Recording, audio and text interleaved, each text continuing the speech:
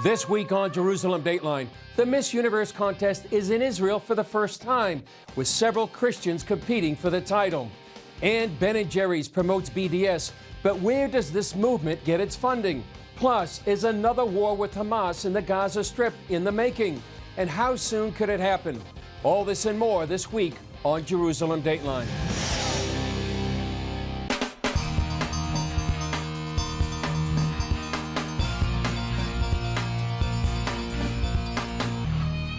Hello and welcome to this edition of Jerusalem Dateline. I'm Chris Mitchell.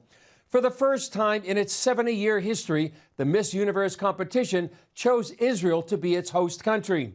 Ahead of the competition, I traveled to Eilat on the Red Sea and spoke with some of the contestants at the event that shines a spotlight on a country often maligned in international forums. 80 contestants from around the world are here to compete for the title of Miss Universe.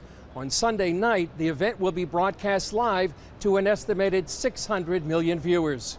Bottom line would be that women can do anything that they set their mind to. You know, these are women who advocate at the UN. They're biomedical engineers, they're doctors, they're lawyers. They're so impressive, and they have a message. I'd like to say that these are misses on a mission. What drives Cadets Deltour Miss Belgium is her goal to lift children out of poverty. Born in Ethiopia, she was adopted at 10 years old. I have a very big goal.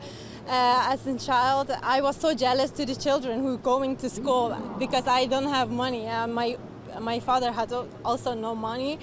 But the thing was, I want to build schools and give the children a second chance because education is the most important thing in life to break the cycle of the poverty. The contestants spent 2 weeks seeing Israel from Jerusalem to the Dead Sea. For many, coming here brought the Bible to life. It just gives me a new perspective. You know, when you're just reading the Bible and hearing the stories, you just imagine how it can look like. But when you're actually in Jerusalem, you understand and you can see and get an actual feeling of how it was back then. Sarah Idan, Miss Iraq 2017, says holding this year's pageant in Israel sends a statement. This is a huge recognition that this is a country, and not only that, it shows the life that is in Israel. It defeats all the lies that Israel is an apartheid. When all these 87 countries, when they come here and they witness how the people coexist, regardless of their ethnicity or their religion, this is a huge testimony that Israel is not an apartheid. Israel is a real country, a real democracy, and a beautiful country. Idan paid a price for her support of Israel. In 2017, she took a selfie with Miss Israel that went viral. Idan received death threats, and Iraq revoked her citizenship. This year, contestants came from Morocco and Bahrain, two nations in the Abraham Accords. Miss South Africa, however, faced calls to boycott from those calling the contest host apartheid Israel. They tried to politicize and BDS the Miss Universe contest, and she didn't let herself get taken there. And she said, I'm going anyway because this is a platform for good. I saw her and I went to her and I grabbed her and I said, you're a very brave woman. We're all very proud of you. And thank you for standing up for truth and for being here. Many, like Ellie Smith, Miss USA, are honored to represent their country. It's the proudest thing I've done in my 23 years. It's a lot of responsibility, and I think with the sash comes that responsibility, but I want to represent well, represent Kentucky, represent the United States, and make everyone at home proud. Smith also came with a prayer. Throughout this whole entire process, my prayer has been, Lord, use me however you see fit. I didn't pray to win. I didn't pray for a great outcome. I just wanted for him to use me in whichever way he saw fit. And I think that's why I'm here, by God's grace. And I really do appreciate it, and I have to give it all to him. And others brought their own unique message. My message is you have to work hard. I know the life is very difficult, and I can tell you, when I was a child, I lived in poverty, and I had nothing, and I cannot go to school, and the only thing that I had was hope and courage. And I will tell them, if I can do it, they can do it too. I believe in them. The message I'm bringing to the Miss Universe contest is that though you're coming here with the idea to make an impact on the world, I want you to keep God first, because without him, you would not be here, you would not be alive. And he gives you another day. He gives you breath of life, and we should keep that in mind in everything we do. As we saw at the Miss Universe pageant, the BDS movement tried to keep Miss South Africa from coming to Israel, a country they call apartheid.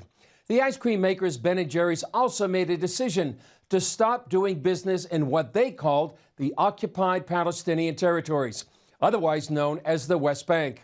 Many believe the danger of BDS goes far beyond ice cream and a beauty pageant.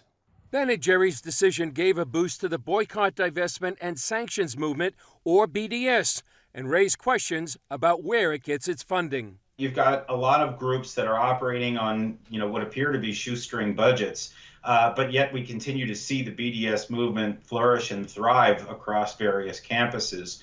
I think what it means is that this is a very decentralized funding network. In 2016, Jonathan Schanzer testified before Congress and shared his research into the funding of the BDS movement. But then finally stumbled on one group called American Muslims for Palestine. Many of them worked for charities that were previously shut down by the U.S. government for supporting Hamas. This, of course, came as a surprise to us. The more we dug, the more we realized that there was a network, a relatively small one, but apparently influential, that was active on campus. I think it ultimately demonstrated that even if this group is not engaging in anything illegal, and I think it's important to stress that their background is important, that this is not just simply a social justice movement, but rather a group that is motivated by very ideological reasons. Schanzer tells CBN News the network is doing now what it did in 2016.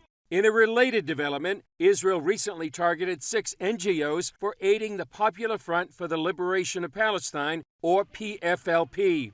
That group is designated as a terror organization by the U.S. So what we're also seeing is that a number of these so-called charities and NGOs really cover for terror groups like PFLP and others as a way to funnel money that ultimately goes to these groups for the purpose of carrying out boycott activities. Arsen Ostrovsky says boycott activities go back 20 years to the movement's beginning at a UN conference in South Africa designed to fight racism. It ended up coming together to promote racism and against one state and one state only, the Jewish state Israel. Annette Will says that helped propel BDS to become a key weapon against the Jewish state.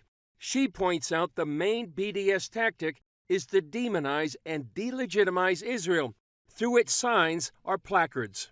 The placard strategy is the equations that everyone who goes to an anti-Israel demonstration sees on their placards. Zionism equals, or Israel equals, or the Star of David equals. These words in our collective consciousness, they connote evil. So what happens through the placard strategy is basically people are exposed to an ongoing refrain that says Zionism, Israel, Star of David equals evil.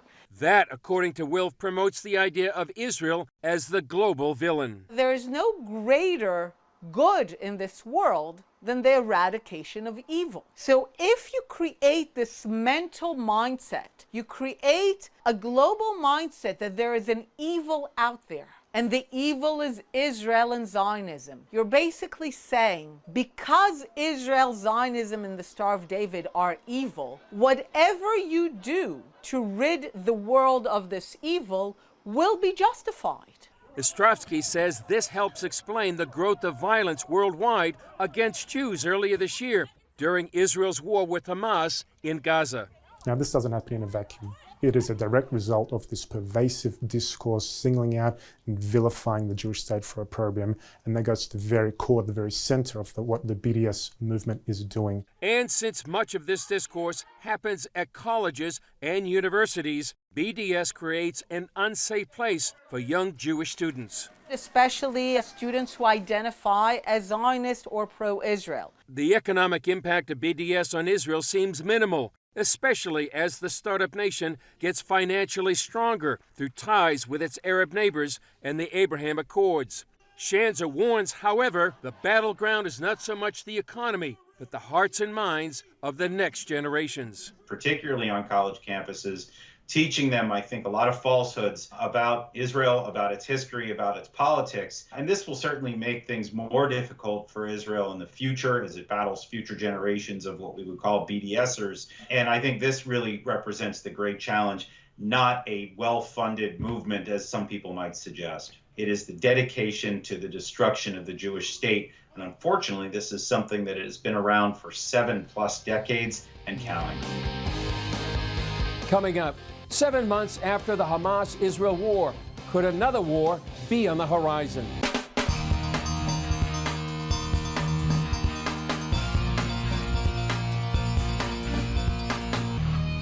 Israeli security forces are on high alert after a recent spate of Palestinian attacks.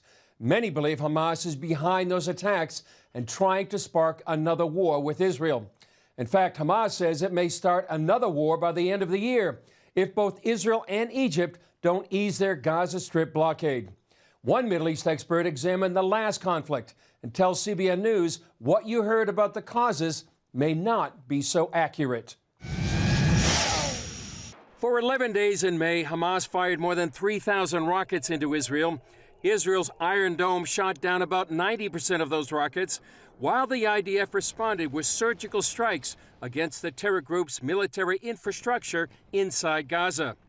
Jonathan Schanzer writes in his new book, Gaza Conflict 2021, that much of the media covering the war got it wrong. A lot of people talk about fake news. I'm not sure that applies here. I'm not even sure that the word bias applies here. The problem was it was almost as if the West and the Middle Eastern media, and I would actually say that includes Israeli media as well as Arabic media, it seemed like they were covering two different wars entirely. The majority of those reports stated the war began over disturbances on the Temple Mount and a real estate dispute in a Jerusalem neighborhood. That was all over the Western press, but yet people just decided to ignore the fact that Palestinian elections were canceled and that Hamas was angry and looking to make a splash, and that's exactly what they did by launching the war. People forget, they talk about how angry they are at Israel when it responds to these rockets, which, by the way, I mean, these are provocations by Hamas. Israel's responses are almost entirely defensive in nature, but also people forget that Hamas almost single-handedly destroyed the peace process in the 1990s. So if the concern is peace, the idea that you would blame Israel for a war with Hamas is rather ridiculous. Schanzer says much of the media also failed to mention Hamas's covenant to destroy Israel, their violent beliefs, and main funding source, Iran. How much it has invested financially in Hamas, how much is it invested in the rockets, in the mortars, in the tunnels, in all of the weaponry that we saw used during this conflict. I mean, people sort of guess or think that somehow Hamas builds up this arsenal organically. That is not what happens. They get it from specific sources, and it usually tracks back to the Islamic Republic in Tehran. Given the mainstream media support for creating a Palestinian state, many news outlets fail to recognize that Hamas is a tyrannical organization dominating the people of Gaza. They have no freedom. And meanwhile, Hamas continues to divert all of the building materials and other resources that come in for the benefit of the people of Gaza. They divert that toward the war machine. So they say that they're fighting on behalf of the Palestinian cause, but meanwhile leave 2 million people in utter misery, subjecting them to the whims of the Hamas leadership, who periodically decide to fight Israel with almost certain knowledge that they're going to lose the war, but they wage it for public relations gains. Schanzer says recent terror attacks inside Israel, inspired by Hamas, signal an attempt to push Israel into another military conflict, a war Schanzer believes might not be too far away. When you talk to Israeli officials, they'll tell you that Gaza is still on a knife's edge. Hamas always has the ability to take things from calm to war in a very rapid fashion. That is the concern. Hamas knows exactly what buttons to push, whether it's attacks against civilians, whether it's rockets on Jerusalem or rockets on Israel's very populated Mediterranean coast, the center waistline of Israel, as they call it. These are things that Hamas knows if they want to spark a war, they can. So the question is, how much longer will calm hold? Up next, Israel, a simple guide to the most misunderstood country on earth.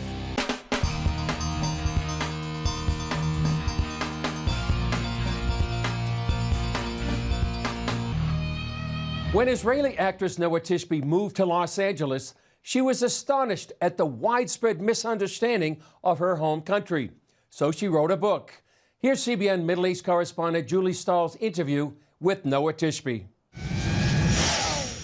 Noah Tishby, welcome to Jerusalem Dateline. Thank you so much. Great to be here. You're an actress and an author of a new book, Israel, A Simple Guide to the Most Misunderstood Country on Earth. Why did you write your book, and why do you think Israel is misunderstood? Yeah, I've been living in America in Los Angeles for a very long time, and since I started coming here, I realized the severe misunderstanding that people have about Israel. Misunderstanding about Israel is not an Israeli issue or a Jewish issue. It's a U.S. national security issue and Western civilization issue. So for people to not know what Israel is about is a real dangerous thing. And I found a way to explain people everything about Israel in a kind of way which was easy. You know, it was comprehensible, it was relatable. I would sit with them for 10 minutes and explain, you know, these are the borders, that's the difference between Hamas and the PA. And they would be like, oh, I get it now. And the next question they would have is there a book I can read? And I knew that there's no book that makes the story of Israel easy to understand and modern and relatable. And I'm like, well, better write it then. So I did. The reason I gave it this title, so it's called Israel, A Simple Guide to the Most Misunderstood Country on Earth. So obviously it's hyperbole. The discrepancy that I found is the difference between how much people don't know about Israel, but how many strong opinions they actually have. The most misunderstood country on earth, not necessarily because it's the most misunderstood country on earth, but it's the country that has the most amount of passion, arguments, and debates, and people tending to have an opinion without knowing any of the facts at all. Anti-Semitism, we're hearing a lot about that. It seems to be on the rise in America and around the world. What do you think is spurring that at this time, and what can be done to stop that? Anti-Semitism is the oldest form of discrimination, which is still practiced today proudly. It's a very old practice. It's as old as the Jewish people. In my book, I talk about historian Josephus Flavius, who in 70 AD in Rome wrote a book called The Antiquities of the Jews in order to fight pagan anti-Semitism. What we have seen in the past few years, and specifically in the conflict in May, is the merger of anti-Semitism and anti-Zionism.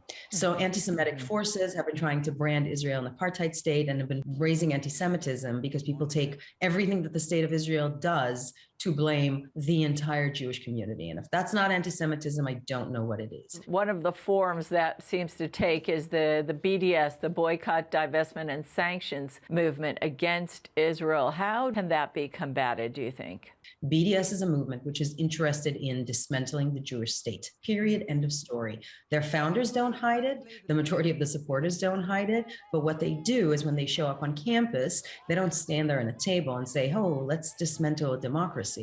They say justice and freedom and use all these words.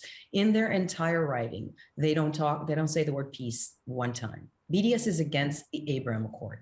BDS is against peace. BDS's chant, their supporters chant, from the river to the sea, Palestine will be free, is a call for ethnic cleansing, and it should be very concerning. From the river to the sea, Palestine will be free. They're trying to brand Israel an apartheid state like South Africa, and I go into this deep dive and going through congressional hearings about their sources of funding and what they are about. They should not be allowed on campuses in America. They're poisoning our youth.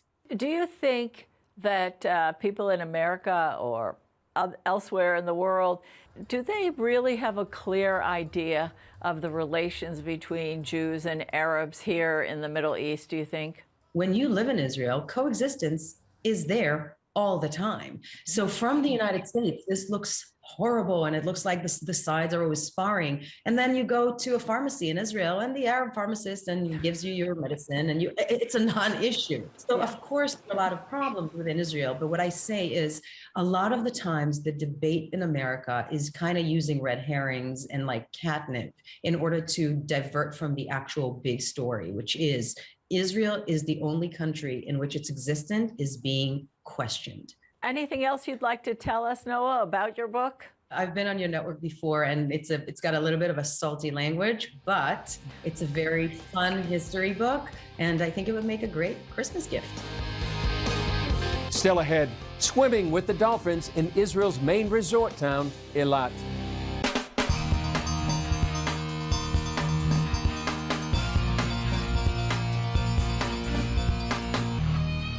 Earlier, we took you to the southern Israeli port city of Eilat, the site of the 70th Miss Universe competition. The city is also a popular vacation spot where visitors can rent scuba gear and swim with the dolphins. Take a look.